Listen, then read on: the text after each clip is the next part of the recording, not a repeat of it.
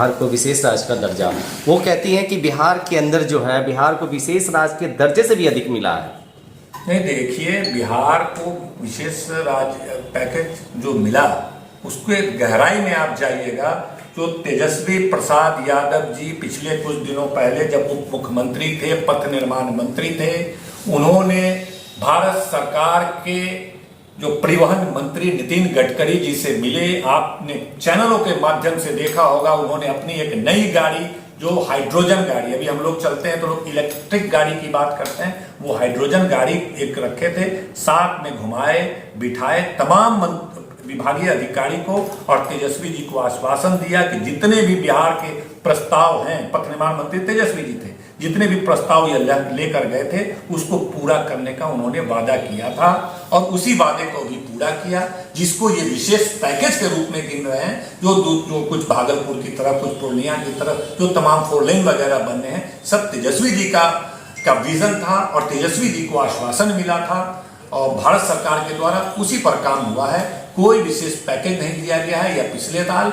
और ये जो 50,000 करोड़ की बात कर रहे हैं, ये 5 साल का प्रोजेक्ट के हिसाब से कहा गया है, और ये 10-10 हजार करोड़ रुपया करके 5 साल में दिया जाएगा। ये सब छलावा है। इससे बिहार के, और उस एक्सप्रेस वे पे कौन लोग चलते हैं, कितनी आबादी चलती है? 5% लोगों से ज्यादा के पास बिहार में 4 व्हीलर नहीं है जो उस एक्सप्रेस वे का फायदा उठाए। बिहार में 95% लोग अनाज के लिए लाइन लगाते हैं, गरीबी रेखा के नीचे रह रहे हैं 80% लोग। ऐसी बदहाल बिहार में, उनके तरक्की की भी बात होनी चाहिए, उनके विकास हो, विशेष राज्य का दर्जा और तमाम तरह की योजनाओं पर काम जो होना चाहिए वो पिछले 20 साल के नीतीश कुमार के शासन में नहीं हो सका है, और बिहार दिन प्रतिदिन पिछड़ता चला गया है। दूसरा सवाल, ओवरब्रिज की बात चल रही है, भोला टाकिज गुमती की बात चल रही है। उन्होंने कहा है कि इस पे राजनीति ना करे और इस पे काम होना चाहिए, और क्रेडिट की बात ना ले, काम होना चाहिए। तो ऐसे में आप क्या कहना चाहते हैं सर? क्या क्रेडिट के बारे में क्या बोलना चाहिए? हमने आज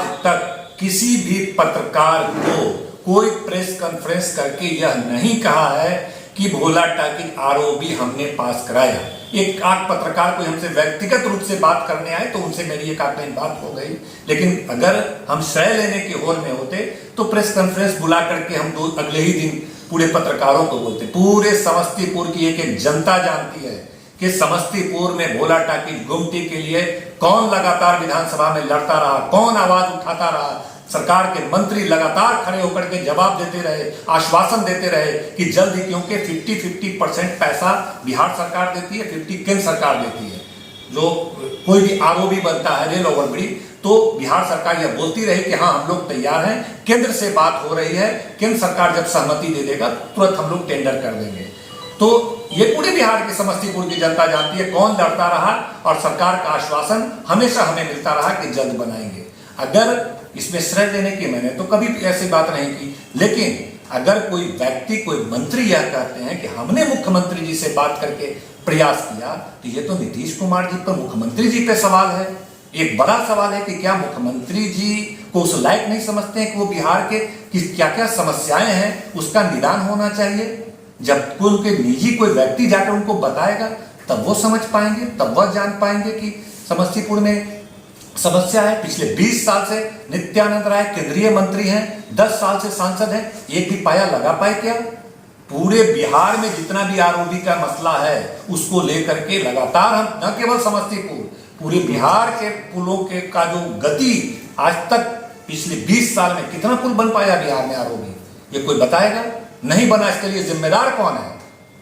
पूरी तरह से यह सरकार उस गति से काम नहीं कर रहा। तेजस्वी यादव जब पथ निर्माण मंत्री थे, तमाम आरओबी के निर्माण के लिए उन्होंने रेल मंत्री से मुलाकात की थी, और रेल मंत्री ने यह आश्वासन दिया था, न केवल भोला टाकिज, पूरे बिहार, कि हम इस पर फेज वाइज आपको पैसा देंगे, एक बार 70-80 पुल बनना है, नहीं बन पाएगा, आपको 10-10-15 करके। लेकिन दुर्भाग्य है कि समस्तीपुर के जो भोला टाकिज आरओबी है, इस पे केंद्र सरकार ने पैसा नहीं दिया है।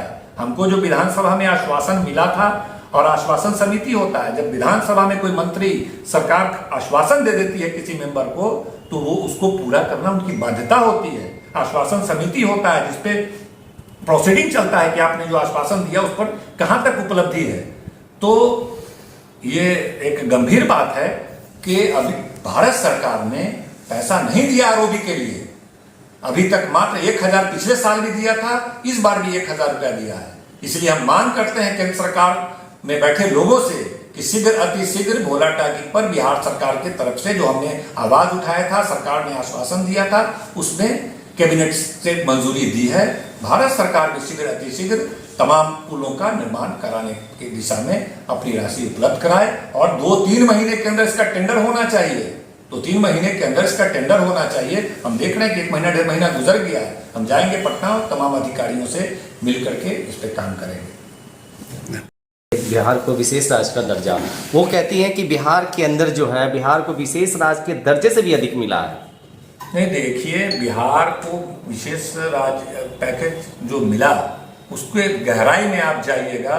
जो तेजस्वी प्रसाद यादव जी पिछले कुछ दिनों पहले जब उप मुख्यमंत्री थे, पथ निर्माण मंत्री थे, उन्होंने भारत सरकार के जो परिवहन मंत्री नितिन गडकरी जी से मिले। आपने चैनलों के माध्यम से देखा होगा, उन्होंने अपनी एक नई गाड़ी, जो हाइड्रोजन गाड़ी, अभी हम लोग चलते हैं तो लोग इलेक्ट्रिक गाड़ी की बात करते हैं, वो हाइड्रोजन गाड़ी एक रखे थे, साथ में घुमाए बिठाए तमाम विभागीय अधिकारी को और तेजस्वी जी को आश्वासन दिया कि जितने भी बिहार के प्रस्ताव हैं, पथ निर्माण मंत्री तेजस्वी जी थे, जितने भी प्रस्ताव ये लेकर गए थे उसको पूरा करने का उन्होंने वादा किया था और उसी वादे को भी पूरा किया, जिसको ये विशेष पैकेज के रूप में गिन रहे हैं। जो कुछ भागलपुर की तरफ, कुछ पूर्णिया की तरफ जो तमाम 4 लेन वगैरह बनने हैं, सब तेजस्वी जी का विजन था और तेजस्वी जी को आश्वासन मिला था और भारत सरकार के द्वारा उसी पर काम हुआ है। कोई विशेष पैकेज नहीं दिया गया है या पिछले साल।